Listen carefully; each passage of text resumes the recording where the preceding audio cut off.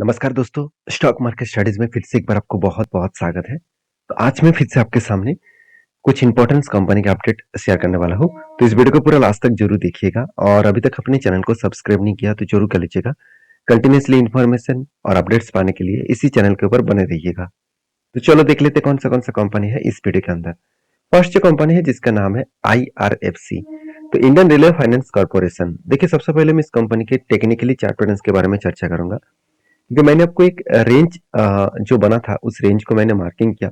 तो देखिए फाइनली उस रेंज के नीचे ट्रेड करने के लिए कंपनी कोशिश कर रहा है, क्योंकि हमेशा जब भी कुछ रेंज बनता है, जब भी कोई रेंज बनता है, उस रेंज को मार्किंग करने के बाद आपको ये देखना है कि कौन सा साइड में कंपनी का ट्रेड ज्यादा हो रहा है।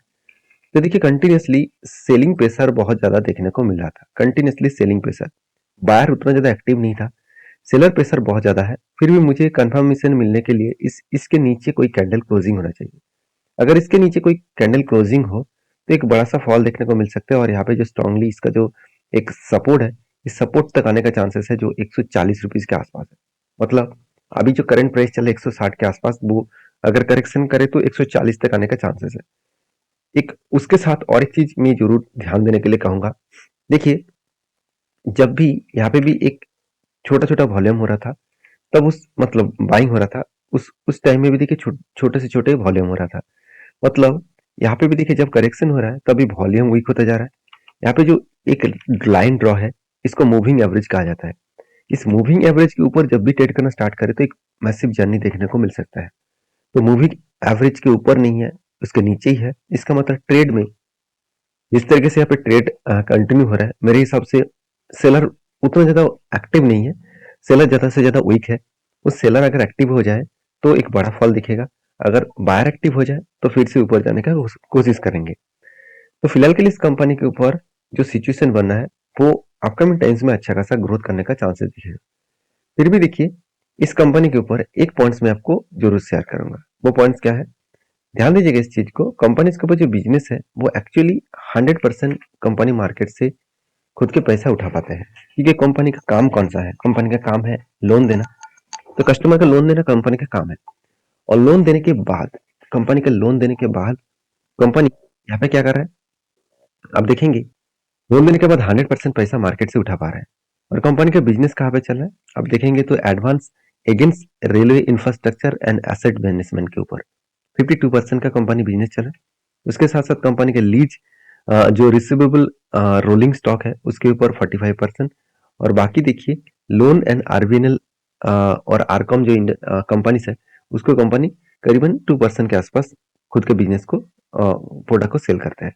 तो बिजनेस अलग अलग जगह पे फैला के रखे हैं, और मजेदार बात यही है कि कंपनी के बिजनेस में कोई भी कमियां देखने को नहीं मिलेगा, कंटिन्यूसली कंपनी मेंटेन कर रहे हैं। और सबसे बड़ी बात है इस कंपनी का टोटल जो बिजनेस है वो रेलवे गवर्नमेंट के ऊपर ही डिपेंडेंट है। मतलब रेलवे गवर्नमेंट जितना ग्रोथ करेगा उतना ही ग्रोथ इस कंपनी के ऊपर होने वाला है।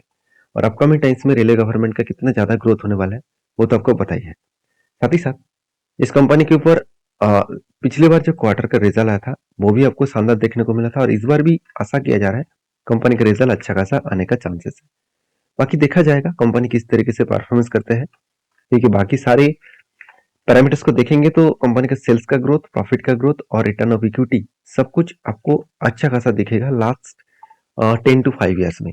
और कंपनी का करंट ईयर में जो सीएजीआर का परसेंटेज है वहां पे भी अच्छा खासा रिटर्न मिला, 3 साल में 84%, एक साल में 430% के आसपास। तो एक पॉजिटिव बात है इस कंपनी के ऊपर, इस चीजों को ध्यान रखना होगा। बाकी आपके क्या ओपिनियन है जरूर कमेंट्स करके बताना। नेक्स्ट जो कंपनी है उसका नाम है एंजल वन। देखिए एंजल वन के ऊपर सबसे पहले मैं कुछ इंपॉर्टेंस पॉइंट आपके साथ शेयर करूंगा।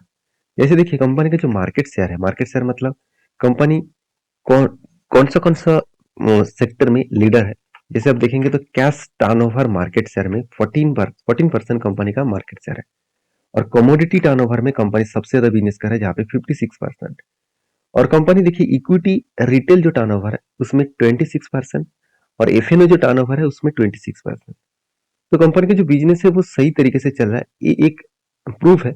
जहाँ पे सबसे ज्यादा टर्नओवर कमोडिटी सेगमेंट के ऊपर हो रहा है।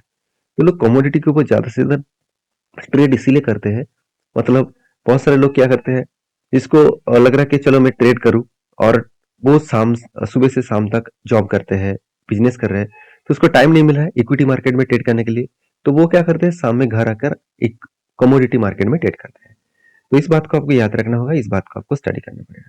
तो बाकी इस कंपनी के ऊपर क्या ओपिनियन है जरूर मुझे कमेंट्स करके बताना। और इस कंपनी के ऊपर सबसे मजेदार बात यही है कि कंपनी के ऊपर सबसे ज्यादा जो रेवेन्यूज है वो एफएनए के ऊपर देखने को मिला है। 84% आसपास कंपनी एफएनए के ऊपर ही रेवेन्यू जनरेट कर रहा है।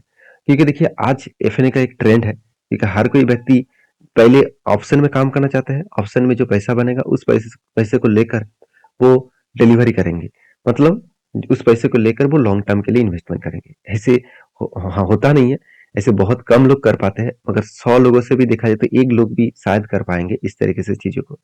तो मैं जरूर कहूंगा आप आपके हिसाब से जरूर सोचिए। तो मैं ट्रेडिंग को अलग तरीके से देखता हूँ और इन्वेस्टमेंट को अलग तरीके से देखता हूँ, दोनों को एक साथ में मार्च कभी नहीं किया, क्योंकि मुझे ऐसे नहीं कभी नहीं लगा कि ट्रेडिंग किससे जो पैसा बनेगा वो ही मैं इन्वेस्टमेंट करूंगा, ऐसे बिल्कुल नहीं। तो ट्रेडिंग के पर्पस में जो पैसा इन्वेस्टमेंट मैंने करा हूँ उसी पैसे से मैं ट्रेडिंग करता हूँ, और इन्वेस्टमेंट के पर्पस में जो पैसा मैं डाला हूँ तो वो इन्वेस्टमेंट के हिसाब से मैं काम करता हूँ। तो आप भी इसी तरीके से करिए, क्योंकि दोनों को मिक्स मत करिए, क्योंकि दोनों को मिक्स करेंगे तो आपको किसी भी जगह से पैसा नहीं बनेगा और किसी जगह पे आप इन्वेस्टमेंट नहीं कर पाएंगे। तो बाकी देखिए हर किसी का अलग अलग ओपिनियन है, आप कहेंगे सर मुझे पता है, आपको ज्यादा ज्ञान देने का जरूरत नहीं है। ठीक है, कोई बात नहीं, आप आपके हिसाब से जरूर काम करिए। मेरे काम जिस तरीके से मैं काम कर रहा हूँ वो मैं आपके साथ शेयर किया हूँ। तो देखिए ब्रोकिंग के हिसाब से कंपनी 67% के आसपास रेवेन्यू जनरेट कर रहा है, और साथ ही साथ इंटरेस्ट के ऊपर 20%, और आप देखेंगे ट्रांजेक्शन चार्जेस के 8%, और बाकी जो डिपोजिटरी है उसके ऊपर 4%। तो अलग लेवल का एक इन्वेस्टमेंट यहाँ पे देखने को मिला है। अभी देखिए इस कंपनी के ऊपर जो मतलब टेक्निकली चार्ट पैटर्न है उसके बारे में चर्चा करूँ, तो एंजल वन के ऊपर में एक चीज को ध्यान देना पड़ेगा आपको कि इस कंपनी के ऊपर जो टेक्निकली चार्ट पैटर्न बना है अभी फिलहाल के लिए, आप देखेंगे तो एक लंबा जर्नी होने के बाद मैं आपको ये भी बता रहा था कि कभी ना कभी वो रुकेगा। तो रुकेगा मतलब उस लेवल से करेक्शन होगा। तो करेक्शन जब होने का स्टार्ट हुआ यहाँ पे, तब आपको एक लेवल मैंने मार्किंग किया जो है इसका स्ट्रांगली सपोर्ट, और वही सपोर्ट लेवल में देखिए बार बार वो रिटेस्ट करके ऊपर जाने का कोशिश कर रहे हैं। अभी देखिए मेरा जो ट्रेड बनेगा वो कुछ इस तरीके से बनेगा, यहाँ पे से अगर एक कप बने उसके बाद एक छोटा सा हैंडल पैटर्न क्रिएट करे तो मैं यहाँ पे फिर से एक बार नया फ्रेश एंट्री लेने वाला हूँ।